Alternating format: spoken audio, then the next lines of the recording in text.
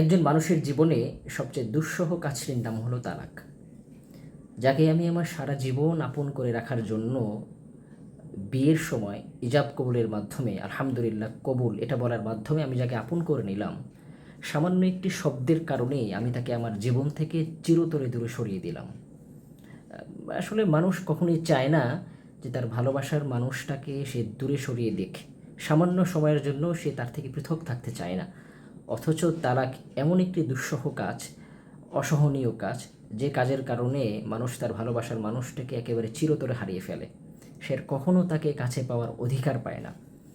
অথচ এই কাজটি অধিকাংশ ক্ষেত্রে হয়ে থাকে ভুলে বা অনিচ্ছায় বা রাগবশত, বা অনেকে জানেই না যে কী কারণে আমার ভালোবাসার সম্পর্কটা বিচ্ছেদ হয়ে গেল, আমার স্ত্রী বা আমার স্বামী আমার থেকে চিরতরে হারিয়ে গেল, দূরে সরে গেল, অনেকে জানেই না। বা অনেকে যখন জানতে পারে, বুঝতে পারে, তখন এই ভুল থেকে শুধরানোর কী উপায় এটাও সে জানে না, বা কখনো বা ভুল থেকে শুধরানোর কোনো উপায়ও থাকে না। ফলে কি হয়? হয়তো আফসোসের সাগরে ভাসতে হয়, অথবা বালিশ কান্নাতে ভিজে যায়।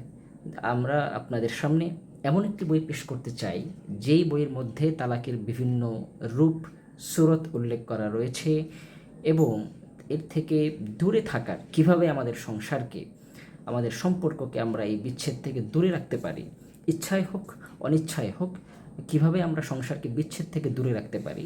এবং যদি কখনো সংসারে কোনো অনাকাঙ্ক্ষিত ঘটনা ঘটে, তাহলে তালাক থেকে দূরে থেকে কিভাবে সেই বিপদগুলোকে, কিভাবে সেই অনাকাঙ্ক্ষিত সমস্যাগুলোকে আমরা দূর করতে পারি, সেসব পরামর্শ আপনারা এই বইতে পাবেন ইনশাআল্লাহ। শীঘ্রই উমিদ প্রকাশ থেকে বই আসছে তালাক নামে। আপনারা এই বইটি এখন উমিদ প্রকাশ থেকে ইনশাআল্লাহ অফার মূল্যে সংগ্রহ করতে পারেন। বইটি সংগ্রহ করতে চাইলে উমিদ প্রকাশ সহ আপনার পছন্দের যে কোনো বুকশপে ইনশাআল্লাহ অর্ডার করতে পারেন। আসসালামু আলাইকুম রহমতুল্লাহ।